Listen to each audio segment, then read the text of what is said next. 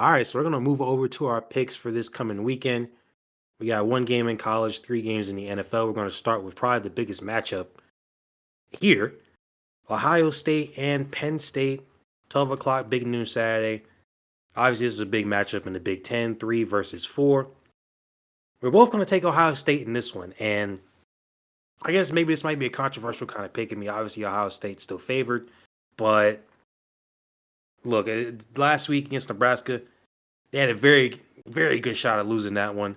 And then obviously their last game against Oregon before that, they lost. So, I mean, Ohio State really hadn't had a great performance since the beginning of the month. So I can see how people would not pick Ohio State.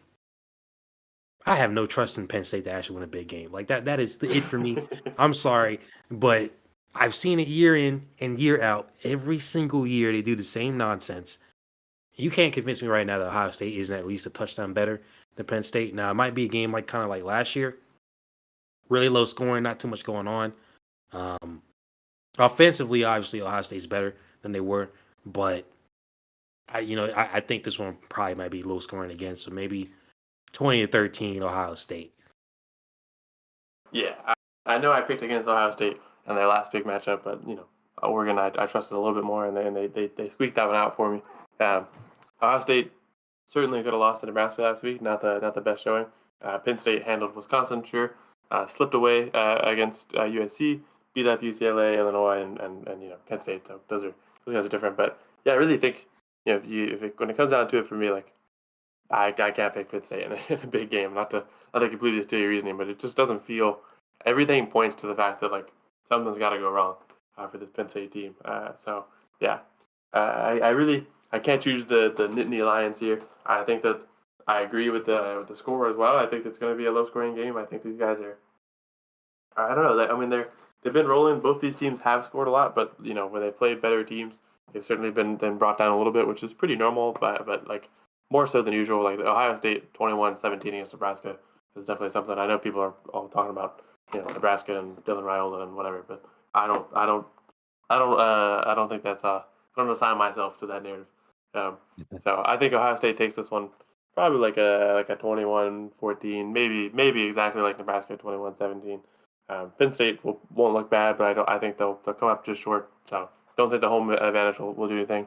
Big noon game, Big Ten game. Ohio State will take this one for me. Yeah, so that's gonna be a big matchup. We'll talk about that one next week.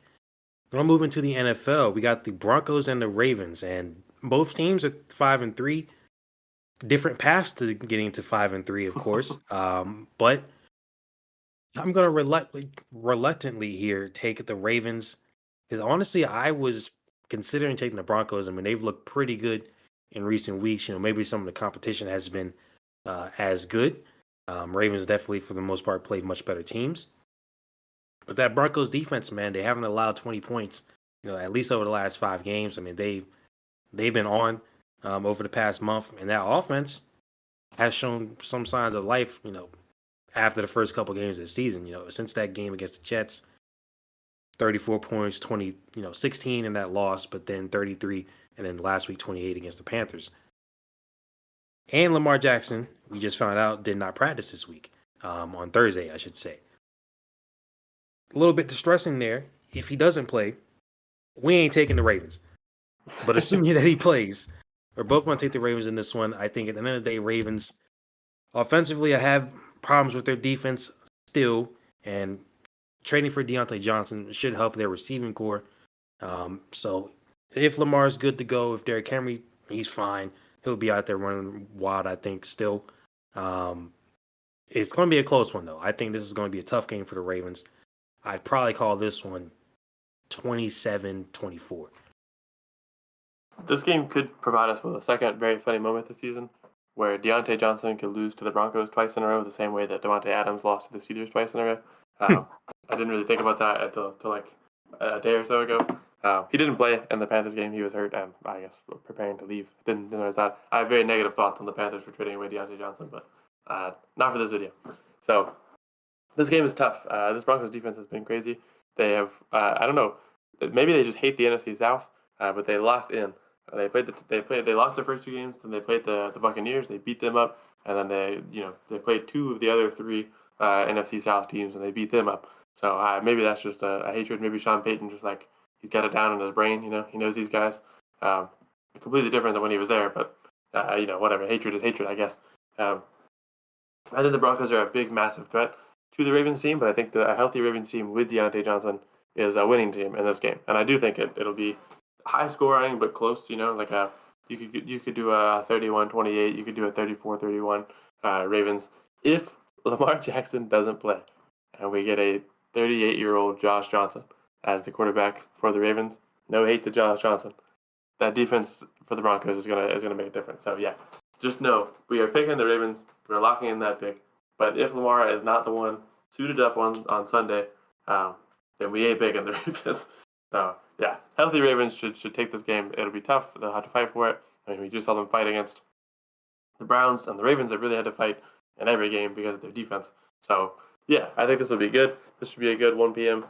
Matchup, but this one is probably going the Ravens' way if Lamar Jackson is there. Yeah, so we're going to move to a NFC North matchup. Obviously, the top two teams as of this moment.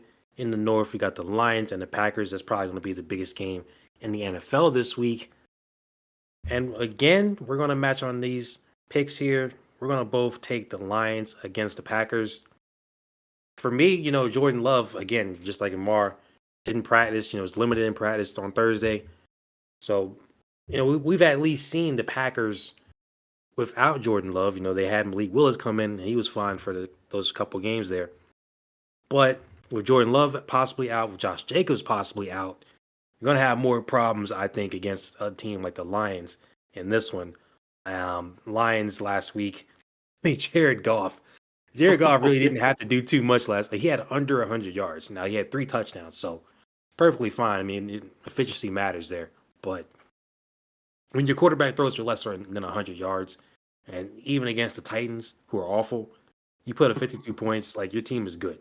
That close game against the Vikings, I think that kind of really brought them back down to earth a little bit more after the game against Dallas. And the Packers, look, they won 4 straight. But outside that Cardinals game, they've all been dogfights. They had a dogfight against Jacksonville. That one, maybe they could have lost. The game against the Rams, maybe we could have lost. And then a real tough game against Houston in the game where, C.J. Stroud didn't have, probably had his worst game of the season. I just think right now I'm still, I don't want to say I'm unsure about what the Packers are, but I have a lot more confidence in the Lions. So I'd pick them probably same kind of score, 27-24. Yeah, I mean, these two teams are good, but the Packers have definitely had a better scenario on who they get to play. I mean, they both played the Cardinals, and I mean, if you want to really look at it, the Packers did better than the Lions in that one, right? They both allowed 13 points. Packers scored 34, Lions scored 20. Other than that, though, that game was kind of a weird one to think about. Anyway, the Lions dominated the Seahawks. They dominated the Cowboys. They had that dogfight with the Vikings, which in a funny enough manner, they won 31-29, and when the Packers lost their game, they lost 31-29. So NFC North has been a battleground for sure. The Vikings are up there. They're going to be a problem as all 4 of these teams in this division match up throughout the season. But right now, I do think that the circumstance of each of the Packers' last 4 wins is definitely interesting, right? The Rams aren't fully there. If they're fully there, maybe they steal that one as they just stole it from the Vikings. The Cardinals, you got that one. And then the Texans, you could have got that one if C.J. Stroud played with a little bit more brain power.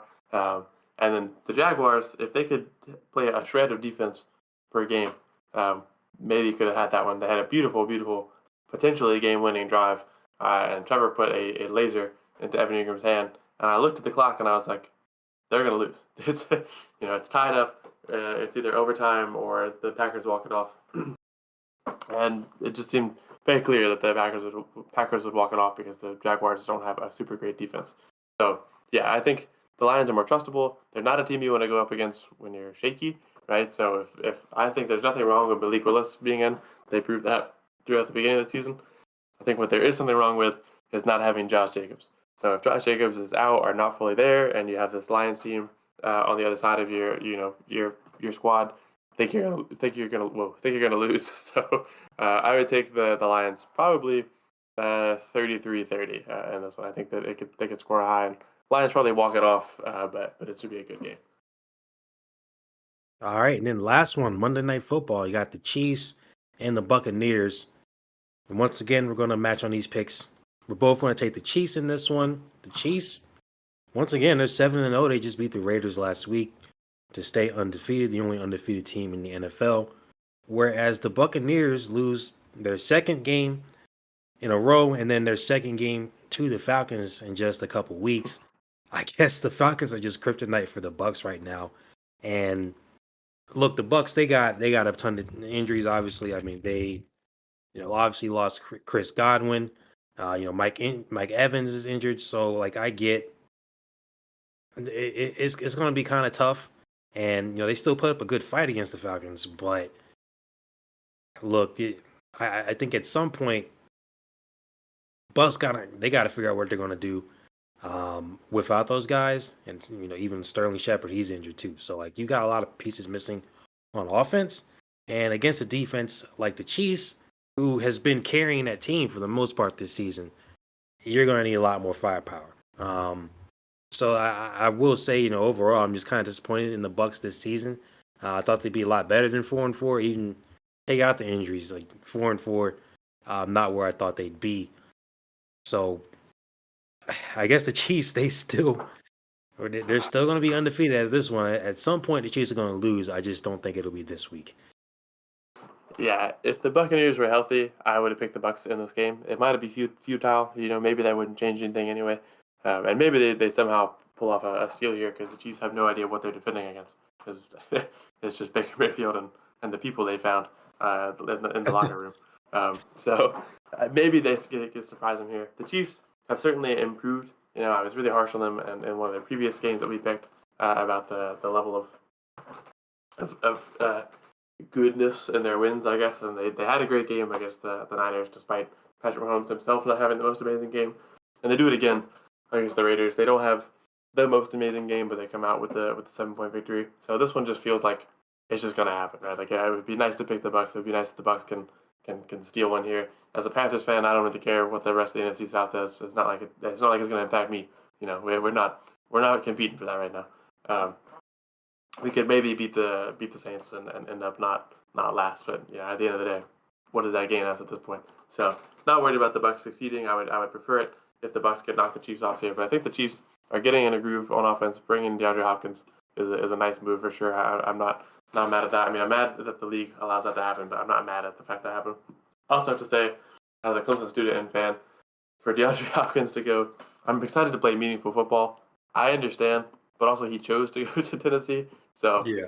I don't think that's the great. Like, come on, man, you can get traded there, but yeah, Chiefs will probably take care of this one. Maybe in similar fashion to the rest of the games, we can get like a 14-10, maybe even just 14-7. I would like for this to be a good Monday night game. The Bucs were host to a great Monday night game against the Falcons, that 36-30 overtime game, and maybe they've escaped their kryptonite and they can turn around and do it again. Last time they lost to the Falcons, they turned around and put up 51 points, just with a completely different personnel room. So potential for a good game, even with the backup guys in. Baker Mayfield has been, a star of the season, and the Bucs defense hasn't been bad. But this could also just get really ugly, and the Chiefs could take care of this one with a lot higher score if the Bucs can't keep up. So yeah, I see why this was a Monday night game in advance. I see what the league was going for. This is one of those primetime games that I would not be questioning if it happened. But the Bucs losing all their team right before it happens is definitely unfortunate for everyone involved.